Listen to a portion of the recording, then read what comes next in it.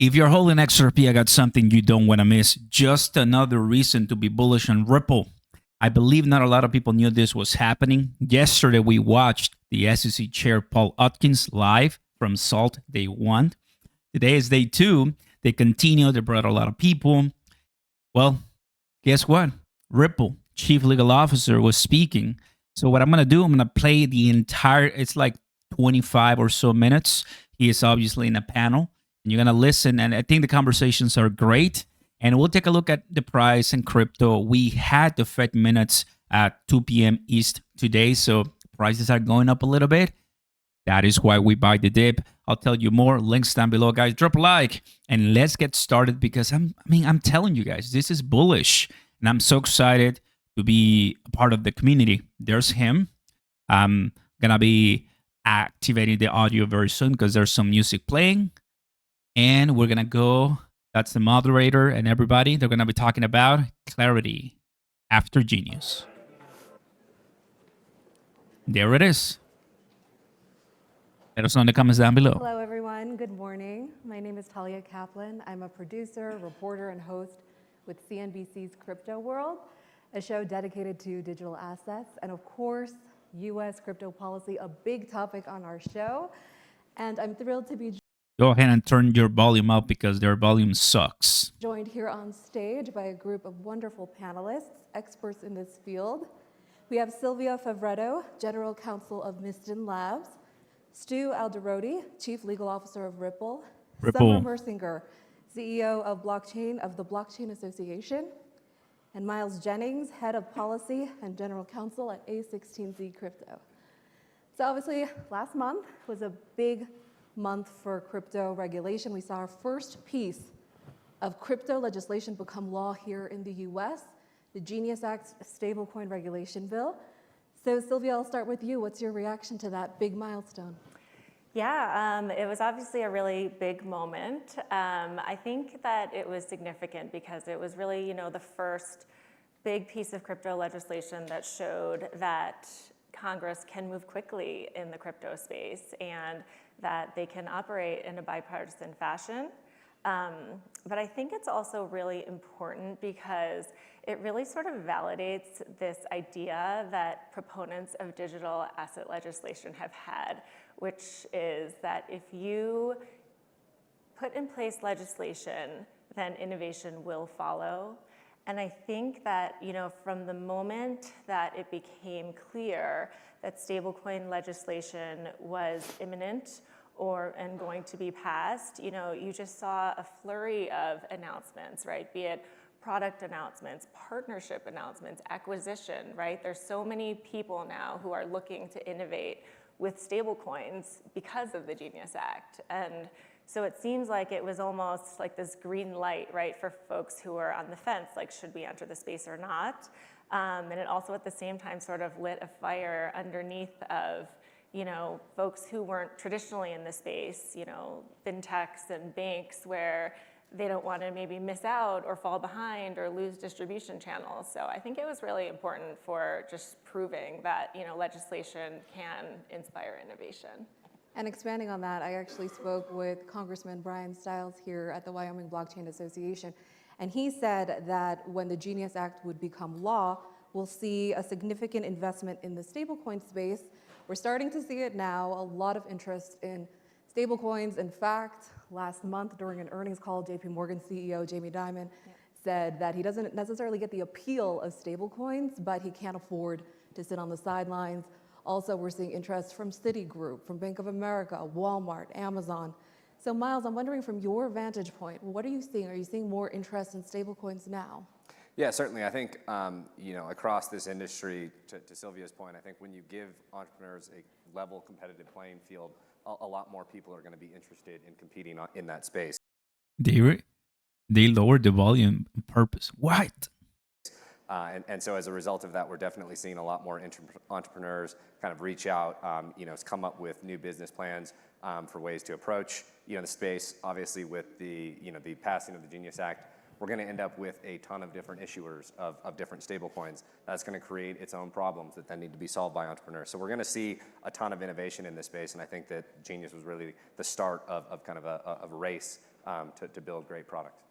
And Stu, I know Ripple actually launched a stablecoin before the Genius And Act was signed into law. Obviously, that was back in December. It's called RLUSD. And also, earlier this month, Ripple said it will buy stablecoin payments platform Rail for $200 million. So I'm wondering, did the Genius Act have any role in your decision to create a stablecoin? Obviously, you knew that it was on the horizon, it was on the legislative agenda. Were you optimistic we'll see stablecoin legislation here in the US?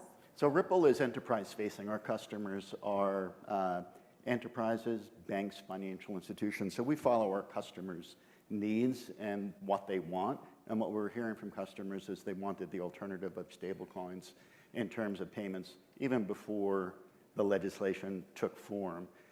We issue our stablecoin from a state chartered trust out of New York, held to very high standards. Those standards, I think, are the equivalents of what we're seeing in the Genius Act. So I think with or without the Genius Act, we would have leaned into stablecoins. But I think what we've talked about, this administration promised to make the US the crypto capital of the world, and the Genius Act is the first major step to make that happen. And we think about it as a crypto bill, but put it in perspective. This is the first major piece of financial legislation that this country has seen in 15 years. The last one was the Dodd-Frank bill, which was completely reactive to a traditional finance crisis. This is a major piece of financial legislation that is proactive, that, as Miles said, is encouraging innovation and doing it in a way that's building trust and integrity. It's really a seminal moment, I think, in the way Congress and policymakers think about technology, innovation, and consumer protection. Yes, and many in the industry is calling this a watershed moment. Summer, how would you categorize the fact that now we have our first piece of crypto legislation here in the US as law? Yeah, it really has kind of kicked off a movement, so to speak, where policymakers are very engaged. They're ready to take on the next task, which is market structure bill. And, you know, I think it was kind of proof that bipartisan, you could get something signed into law, and it really has given momentum to what needs to happen next, which is market structure. So in and of itself, we needed Genius. We needed the regulatory certainty. We needed the consumer protections that are in Genius. But it also gave us momentum to do what needs to happen next, which is market structure. And I think we are on a good path to get there. Absolutely, and all eyes are on the Clarity Act right now. That's the market structure bill you speak of. And essentially, it lays out the rules of the road for crypto. So Sylvia, I'm wondering, why do you think this piece of legislation is so incredibly important? We saw last month the House passed the Clarity Act. It now moves on to the Senate. What do you think happens there? Why is it so important? And if the Clarity Act does in fact become law here in the US, how will that impact Miston Labs? Yeah, lots of questions. So I will start at the top. I mean, market structure is foundational, right? It's not just about tokens. It's about tokens and intermediaries. You know, you have your exchanges and, you know, wallet providers and a whole slew of actors, you know, behind which are individual developers and founders and innovators who really need certainty in order to be able to have confidence to build their products without fear of enforcement or knowing whether they're following the rules of the road when the rules of the road don't exist. So it's really important to allow for that to take place in the US, as Stu mentioned, and folks have mentioned. You know, it will help bring capital and talent and tax dollars and all of those good things to the US. And, you know, one thing that I think that, you know, just beneficial to them, but they are, right? Because those provisions help prevent, you know, the next FTX or other bad actor, you know, large scenario where, you know, customers and retail have funds taken away from them, right? Because that leads to, you know, fear and doubt on the part of retail users as to whether their assets are safe and should they participate in this industry, and that really stifles adoption. And if adoption is stifled, you know, innovation doesn't happen because the demand is not there. So it's really a net positive for everyone to have those provisions. And back to the, you know, developers in the US point, you know, we've seen at Miston with, SWE developers that, for the large part, they're largely outside of the United States. It's a real thing, right? Builders who have been born and raised, have families here in the US, they don't want to always take the chance, or they find that it's not even just the risk of enforcement, but there's more favorable incentives in other countries. So it is really important to recognize that a lot of development is happening outside of the United States, and to bring that back, we need to make changes.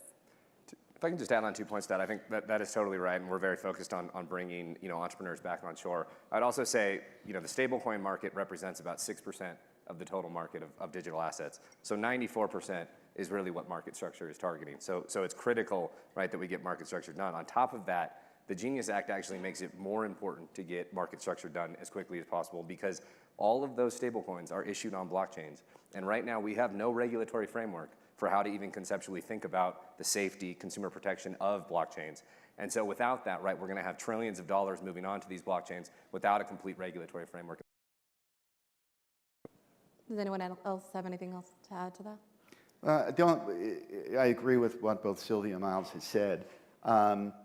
We need clarity. Lowercase c should not be controversial, right? And a lot of what we are trying to get back to is a faithful application of the law, because under the prior administration, they stretched the law to the breaking point where these issues were being left to be litigated in the courts and have various judges throughout the country make determinations. And you know this firsthand. And we know firsthand. We spent $150 million defending ourselves against the SEC's overreach. Wow. And we won that case with some very foundational findings, like the digital asset itself is not a security, which is a foundational principle of what the Senate has proposed. But I think so as I think about the Clarity Act or the Senate proposal, which eventually will be merged together, we need to create certainty for the innovators, we need to create certainty for the market, but we also need protection from regulatory overreach. Right now, we've got Paul Atkins, we'll soon have a new chair maybe, at the CFTC that are leaning into the industry, but that could change on a dime. So these laws are there to protect the industry, protect the markets, protect the consumers, but also protect us from regulatory overreach. I think that we have to be careful that we don't overcomplicate things. It's a very, very complicated industry. I don't know as much about the technology or the regulation as others on this panel do, but what I do know is what it means to stand up in front of very bad at this stage. What we need is clarity. We need simple, principled laws, which will then translate into rulemaking and regulation. I want to dig deeper into the Clarity Act. It sets the rules for when an asset is considered a security overseen by the SEC and when it's a commodity overseen by the CFTC. So Summer, being a former regulator with the CFTC, I'm wondering which agency do you think is the better agency, if you will, to monitor crypto? I think I know your answer, but I'm wondering why. Well, I am biased. Certainly I'm going to say the CFTC, but not just because I worked there for a lot of years and I understand, the capacity of the agency. I think you got to start with the fact that, over 90% of these, what we're talking about, are commodities. They're not securities. So why we would look at a securities regulator as the main point for regulating these assets, it doesn't make any sense. These are mostly commodities, so it really does naturally fit with the CFTC. CFTC already has fraud and manipulation enforcement authority over these markets because of some of the futures products trading. They're already monitoring these markets, they're already in this space. They've got people say they don't have the technical expertise. They've been working on digital assets, and they've had futures on digital assets since 2018. So they have spent a lot of time in this space. Principles-based regulator, easier to adapt to innovation. They really are the right regulator for the space. What role do you see for the SEC in regulating crypto? Well, I mean, the SEC, of course, has their role where there's, a security, where there's something that happens that looks like a fundraising, kind of activity. But the underlying asset, when you are trading that asset, it's a commodity. So of course, if there's, securities-based activity, fundraising activity, the SEC has their role. But the primary regulator really does need to be the CFTC because these are commodity markets. Miles, how do you feel about that? Yeah, I think that that's right. I mean, and I think that that's what both the Senate's draft and Clarity seek to do. So most of primary transactions where issuers are engaged in capital raising, the SEC has oversight. All secondary transactions, the CFTC has oversight. And I think that that's the right split because the assets themselves are not securities. I think, Clarity does and the Senate bill do a good job of kind of deferring oversight of the disclosure process to the SEC, which I think is also the appropriate place to put it given the historic role of the SEC in disclosures with respect to securities. So I think that that's a good setup. I think to Stu's point, I do am concerned about the discretion being left to regulatory agencies. I think any ambiguity in a bill can result in unforeseen consequences, and we're already seeing with Genius Act, right? These assets are not the same as securities. They present a different risk profile, and as a result, they need a different regulatory framework. Now, the Clarity Act also incorporates consumer protections, including mandatory public disclosures, insider trading restrictions, and measures to safeguard customer funds. Stu, what do you think about that?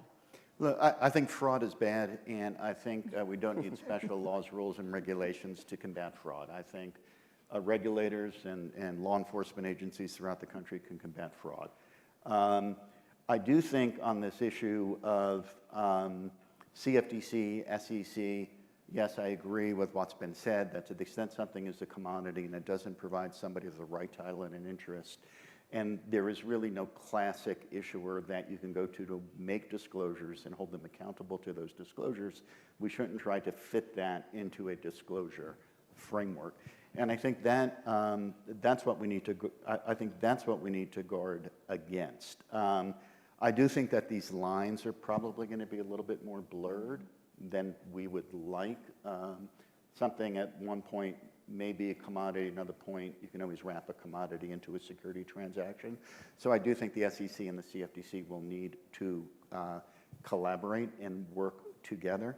But bad actors should be held accountable whether they're trading in a commodity product or whether they're trading in a securities product. But what we shouldn't do is to take something that, so here's the thing with Gary Gensler. He wrote an article even before he was the chair of the SEC, like a duck, swims like a duck and quacks like a duck. It's a duck, and he says in his article, and that's how we should test whether something is a security. What we don't need to do is create a high-tech duck test. We need clear, objective factors that you can look to, and what's in the Clarity Act is something that's called the mature token framework. If a token has been trading in markets for, I forget, Miles, whether it's 5, 6, 7, 10 years, it is reached a certain liquidity volume. No single person in control can unilaterally change the blockchain. That's not a security. And the economic reality of it, it is not a security. And we shouldn't try to pull on that thread and say, well, is there an issuer somewhere back in the historical innovation of the historical creation of this token that we can now hold accountable for? Representative Sam Liccardo, and he mentioned that he'd like to see some changes to the bill. What's going on with this stream? I'm telling you, this stream sucks. He said, Liccardo, of this token that we can now hold accountable for. Representative Sam Liccardo, and he mentioned that he'd like to see some changes to the bill. He said that he thinks the bill, frankly, could be better and could garner more support if there were certain provisions that were currently missing from the bill added to the language of the bill. One of those provisions, any prohibition over the president from getting involved in crypto. He mentioned other headwinds, including the fact that he doesn't think that the Clarity Act does a good job of protecting DeFi. So Sylvia, what do you think about that? What do you think the Clarity Act does well, what works, and what do you think doesn't work? Yeah, I think as far as what the Clarity Act does well, I think it really strikes a good balance between not being overly prescriptive, but providing enough certainty to move forward without leaving too much to be left to be done by the regulators via rulemaking. As it relates to this comment about DeFi, I think that a lot of the concerns stem from concerns about bad actors and illicit finance. And, you know, I think we shouldn't fear we shouldn't allow illicit finance and bad actors to prevent innovators from being able to continue to play it out and try and create creative solutions for problems that might not exist today. I think that if we put a hard stop on that, then we're guaranteeing that no creative solution is going to exist. And, you know, in some ways, it might be beneficial to accept this period of creativity where, you know, we could allow for a long-term permanent solution that doesn't sort of, you know, deprive the rights of software developers to come to light. And as we mentioned earlier, the House passed the Clarity Act last month and now moves on to the Senate. The timing, I'm wondering about the timing because obviously, as many of you mentioned, the Senate is currently working on its own version of market structure. So how will that impact the timing of the Clarity Act potentially or even becoming law at all? Summer. So I think the Senate is working quickly. And, you know, I spent a lot of years working in the Senate, and what I can tell you is they're very slow until they're ready to work fast, and then they move quickly. And, you know, they've made, Chairman Scott has made some commitments to when he wants to mark up a bill, and I know Chairman Bozeman is also committed to getting his section of the legislation done as well. So I think timing-wise, you know, we're looking at fall for really to see what the Senate is going to have, what their package is going to look like, how different that is from where the House is. I know the House and the Senate staff are talking, which is a really important kind of step in this process. That means that they are willing to kind of work together and get language that both sides can live with. So I do think we are on a fast track, and I you know, am feeling more confident that maybe even before the end of the year, we could have a product that goes through Congress and gets to the president. Now, there's a lot that can happen between now and then, but you know, I am optimistic that they are headed on the right track to get this done before the end of the year. And Miles, what do you think happens if it doesn't happen before the end of the year and potentially happens after the midterms? What are some of the consequences? Yeah, I mean, I think, look, the longer that we don't have a regulatory framework out there, the longer that we're potentially exposing consumers to harm, right? You know, the lack of regulatory clarity creates a very distorted competitive playing field between companies, right? The entrepreneurs that are most willing to take risk and skirt across the law, you know, are going to be the ones that are able to outcompete the ones that are good faith actors and trying to comply with the law. We've seen this play out before, right? We saw, you know, Coinbase engaged in all sorts of and other, you know, legitimate exchanges engage in significant compliance efforts, abiding by all of the laws that are applicable to them.